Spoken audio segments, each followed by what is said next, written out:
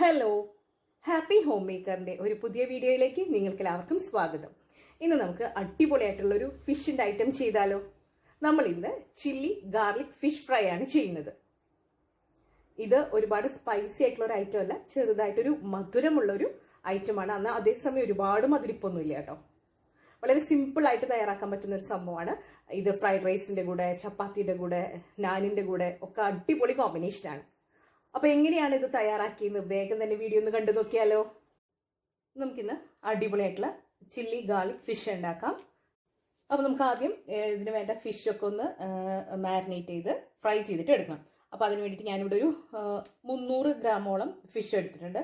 അതായത് നെയ്മീനാണ്, അയക്കോരയാണ് എടുത്തേക്കുന്നത്.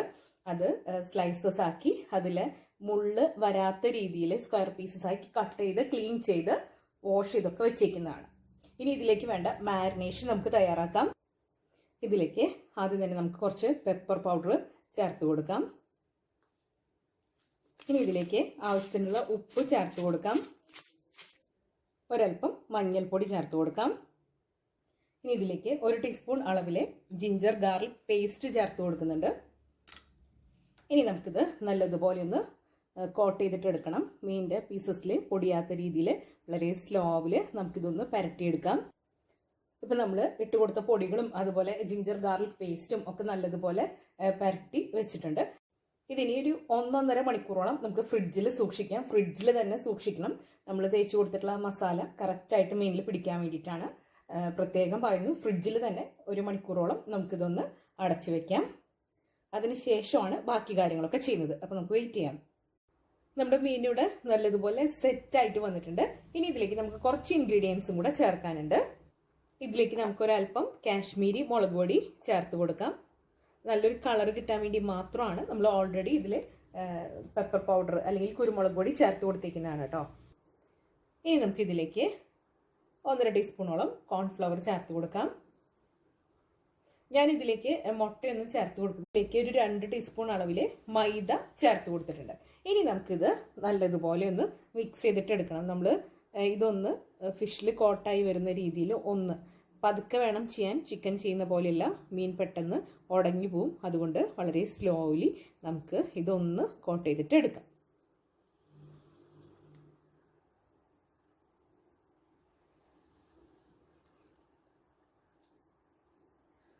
അപ്പം നമ്മൾ ഫിഷിലേക്ക് എടുത്തേക്കുന്ന മൈദയും അതുപോലെ കോൺഫ്ലവറിൻ്റെ ഒക്കെ മിക്സ് നല്ലതുപോലെ പുരട്ടി വെച്ചിട്ടുണ്ട്. ഇനി വീണ്ടും നമുക്കിതൊരു 5 മിനിറ്റ് ഒന്ന് മാറ്റി വെക്കാം. അതിനുശേഷം നല്ലതുപോലെ ഫ്രൈ ചെയ്തെടുക്കണം. ഈ സമയത്ത് നമുക്ക് ഇതിലേക്ക് വേണ്ട കുറച്ച് ഓണിയനും അതുപോലെ ക്യാപ്സിക്കും സെറ്റാക്കിയിട്ട് നമ്മളിവിടെ ഒരു ചെറിയ ക്യാപ്സിക്കം എടുത്തിട്ടുണ്ട്. അതിൻ്റെ ഉൾവശമൊക്കെ കുരുവൊക്കെ കളഞ്ഞ് നമ്മൾ എടുത്തിട്ടുണ്ട്. ഇത് നമുക്ക് കട്ട് ചെയ്തിട്ട് എടുക്കാം. നമ്മൾ ചില്ലി ചിക്കനൊക്കെ വേണ്ടിയിട്ട് കട്ട് ചെയ്യില്ലേ, അതേ പരുവത്തിൽ നമുക്ക് കട്ട് ചെയ്തെടുക്കാം.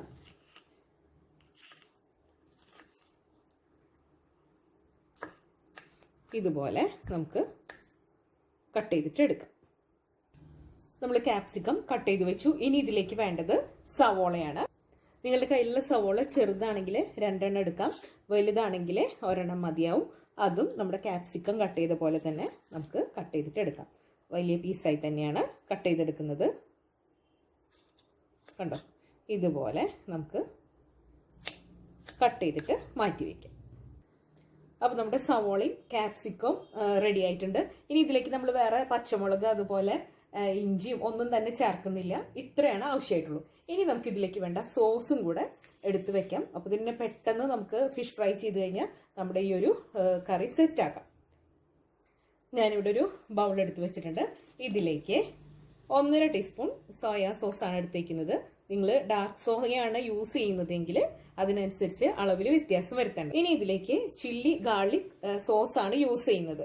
അതുകൊണ്ടാണ് ഞാൻ ഇതിലേക്ക് വേറെ ഗാർലിക് അതുപോലെ തന്നെ പച്ചമുളകും ഇഞ്ചി ഒന്നും തന്നെ ഉപയോഗിക്കാത്തത്. ഇത് അത്യാവശ്യം ഒരു ചെറിയൊരു സ്വീറ്റ് ആണ്, എങ്കിൽ കൂടെ നല്ല സ്പൈസിയാണ്.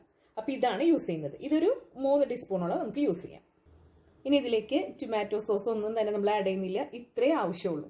അതുപോലെ ഇതിലേക്ക് കോൺഫ്ലവർ കലക്കി ഒഴിക്കുകയോ ഒന്നും തന്നെ ചെയ്യുന്നില്ല. നല്ല ഡ്രൈ ആയി തന്നെയാണ് നമ്മളിത് ചെയ്തെടുക്കുന്നത്. അപ്പോൾ നമുക്കിനി നമ്മുടെ ഫിഷൊക്കെ ഒന്ന് വറുത്ത് ശരിയാക്കാം. നമുക്കിനി ഫിഷ് ഫ്രൈ ചെയ്തിട്ട് എടുക്കണം. അതിന് വേണ്ടിയിട്ട് ഏത് കുക്കിംഗ് ഓയിലാണ് നിങ്ങൾ യൂസ് ചെയ്യുന്നത് അത് ഉപയോഗിക്കാം.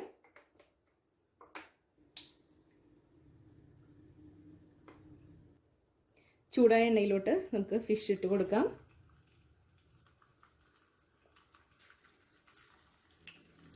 രണ്ടോ മൂന്നോ ബാച്ചായിട്ട് ഇട്ട് കൊടുക്കാം. അതായത് കൂടുതലുണ്ടെങ്കിൽ അതിനനുസരിച്ച് 2-3 ബാച്ചായിട്ട് വറുത്തെടുത്താൽ മതി. എല്ലാം കൂടെ തിക്കിയിട്ട് ചെയ്യേണ്ട കാര്യമൊന്നുമില്ല. അതുപോലെ ഫിഷ് ആയതുകൊണ്ട് തന്നെ പെട്ടെന്ന് ആവും.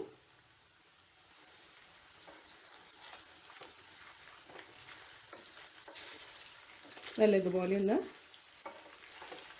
ആവട്ടെ. ഒരുപാട് ക്രിസ്പി ആവേണ്ട ആവശ്യമൊന്നുമില്ല. നേരത്തെ പറഞ്ഞതുപോലെ ഫിഷ് ആയതുകൊണ്ട് തന്നെ പെട്ടെന്ന് ആവും. അതേസമയം ഫിഷ് കുക്കാവുകയും വേണം. അപ്പോൾ ഇതാവട്ടെ. നമ്മുടെ ഫിഷ് ഇവിടെ കുക്കായി വന്നിട്ടുണ്ട്, അതായത് ഫ്രൈ ആയിട്ടുണ്ട്. ഇനി നമുക്കിത് കോരി മാറ്റാം.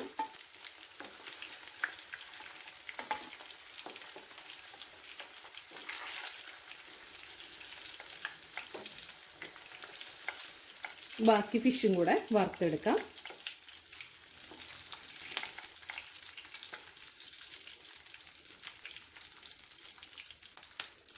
ബാക്കിയും കൂടെ നമുക്ക് ഫ്രൈ ചെയ്തിട്ട് എടുക്കാം. നമ്മുടെ ഫിഷ് എല്ലാം തന്നെ നമ്മൾ ഫ്രൈ ചെയ്തെടുത്തിട്ടുണ്ട്.